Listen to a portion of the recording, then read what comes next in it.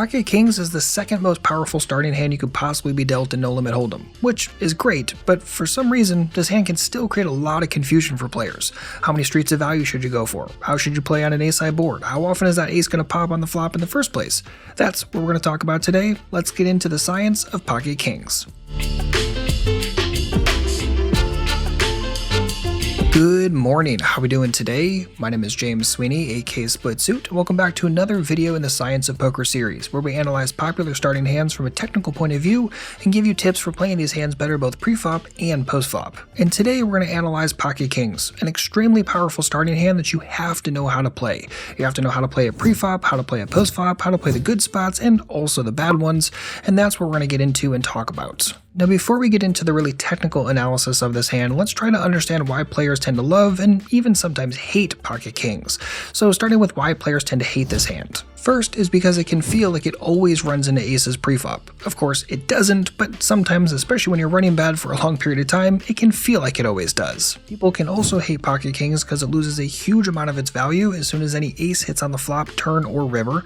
Losing with kings is tougher when it feels like it should almost be guaranteed to win in the first place, and it can seem tricky to extract a lot of value at top set, especially when the board is so locked up. Right, if it comes king 7 deuce rainbow, it can be really tough to extract a bunch of value from your opponent, since what second best hands are they really going to be showing up with a huge ton of the time there. So while there are certainly some reasons to dislike kings, or maybe just dislike it in certain spots, there are plenty more reasons to love this hand. First and foremost is that it's always strong enough to stack off pre-flop unless the stacks are incredibly deep or villain is the world's biggest nit. You can also love that Pocket Kings is going to flop an overpair or better a whopping 79% of the time, and also an unimproved overpair of kings is still strong enough to stack off with postflop, although it certainly depends on the SPR. But whether you love or hate Pocket Kings, you still need to understand what to objectively expect with this hand.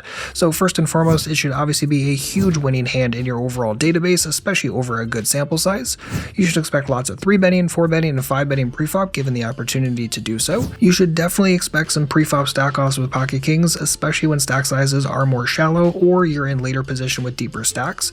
You should expect lots of value betting post-flop and a general reluctance to fold unless the board texture gets extremely bad, and a small amount of the time obviously that ace is going to pop on the flop, turn, or river, and in those situations you should typically expect to play it more passively.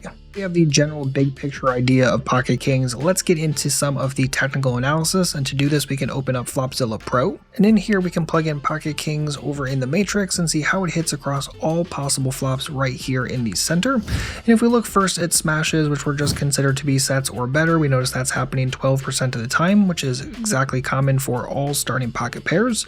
If we look also at how single pair hands are getting in there, things like overpairs are going to be the primary, and also pocket pairs below top pair for the times that there is an ace on board, and that's going to happen roughly the other 88% of the time. So all combined we're definitely looking at 100% hits here. If we also try to break down into some draws, can throw in flush draws, open in straight draws, and gut shots as well, and we notice that's happening roughly 4.5% of the time. So the major amount of hits here are going to be those one pair hands. Overpairs are massively prevalent, and then obviously we're gonna have to deal with that ace a decent chunk of the time as well. And if you're looking for your nerdy fact of the day, here it is. Pocket Kings and Pocket Deuces are tied across all pocket pairs as being the least likely to flop a straight draw. So looking at this technical analysis, there are essentially three major kind of outcomes that can happen. Board 1 is we flop an overpair with or without a redraw.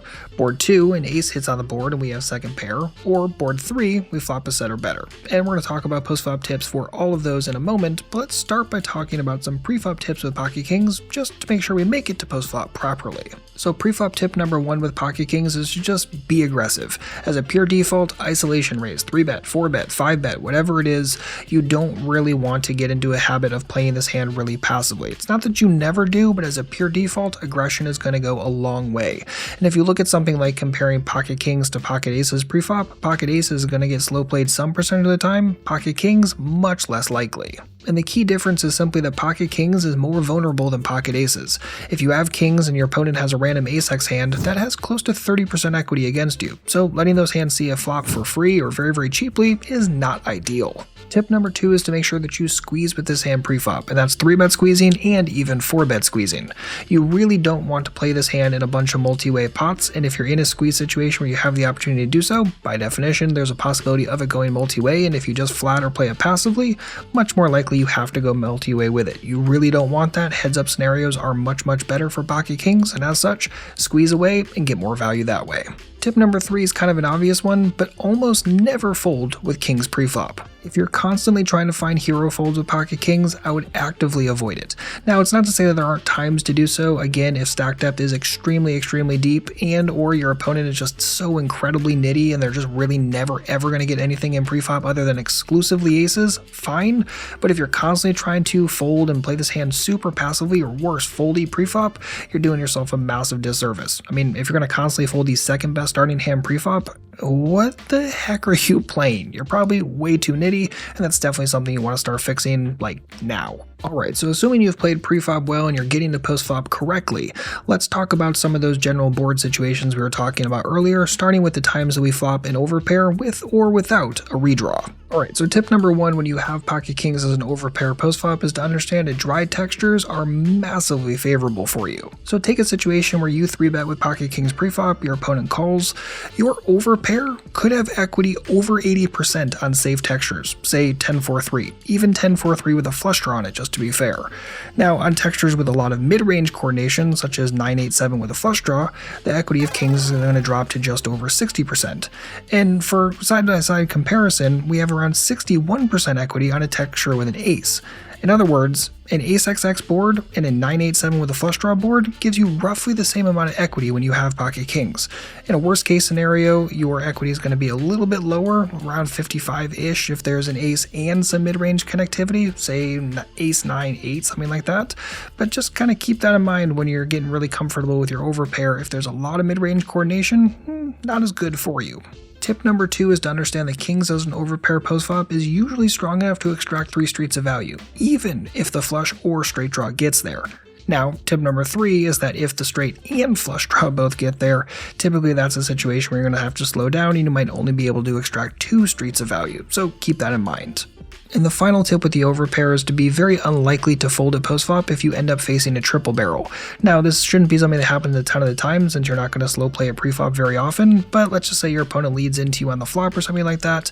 It's typically going to be one of those spots where if they do go bet, you're typically going to continue. If your opponent is extremely nitty or the texture is extremely awful, okay, fine, folding can definitely be a consideration, but as a pure default, if you find yourself in this spot, just get sticky and be very happy that it's a usually very profitable spot for you. Alright, so I think that hammers the overpair pretty well, but now let's switch gears into everyone's favorite spot when that damn ace hits. Now, as a pure default, if you have pocket kings and an ace hits on the flop, you should just play it passively as a pure default. If you're looking for more information on this or just generally playing this kind of like nut underpair kind of setup, I'll leave a link for a video in the card right up there or over in the description box if you're interested in getting into this in a little bit more depth and detail. But as a pure default, play it passively. Now, some players may decide to start off with a small flop bet regardless, but as a pure default, again, I wouldn't.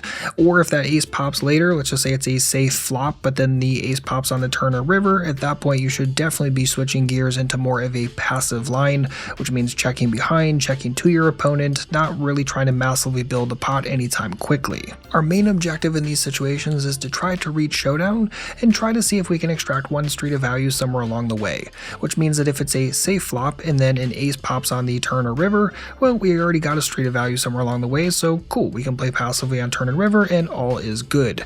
If there's an ace on the board and we play passively on the flop like we should, then we're going to see, hey, does our opponent likely not have that ace on the turn or river? See if we can get a value bet in there, see if they can get a little more sticky with a second best hand, and all is good.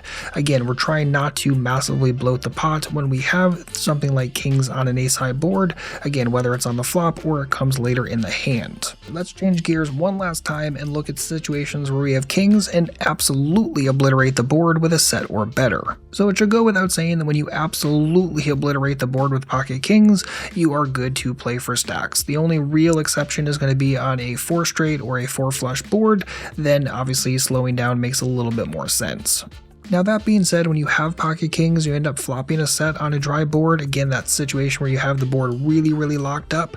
Well, it can be theoretically correct to start out by betting the flop small. However, if you're playing in smaller games and your opponents just simply aren't that good, or you're playing in a particular hand and your opponent is just not great, it can still make a lot of sense to just continue banging for value and just go big and just absolutely build the pot as quickly as you can. Again, bad players make a lot of mistakes, and as such, why not just build the pot when you have a super strong hand? Are you going to get paid off 100% of the time? Of course not. But the times that your opponent does get sticky, well, it's much better to have a huge pot in that scenario as opposed to pretty much never build a nice big one. But at the end of the day, flopping a set or better with pocket kings is the most rare option. More often than not, you're going to have to deal with the ace on board, or you're going to have to figure out how to navigate an overpair going postflop. So it's really important that you work on your postflop technical skills and you understand what goes into things like hand reading and combos and general frequencies, and that is what my postflop workbook is going to help you work with between sessions. In the postflop workbook, you have exercises on everything from postflop equity to hitting versus missing across every single street, SPR, runouts, floating, auto profit, pot geometry, and even complete hand analysis. If you're looking to improve your postflop skills between sessions, I would highly recommend checking out the postflop workbook today. It comes with a complete answer key, a complete companion course just in case you don't know how to do any of the exercises, and everything you need to work on postflop skills the right way between sessions. Check it out today at splitsuit.com/postflop, or look for the postflop workbook on Amazon if you prefer paperbacks. But that's going to wrap it for today's video. Thank you so much for hanging out today. If you have any comments or questions, please don't hesitate to let me know below. And of course, a thumbs up on the video if you liked it would be massively appreciated. And if you're wondering, what should I watch next? Click that video right there. See you over there shortly. In the meantime, good luck out there and happy grinding.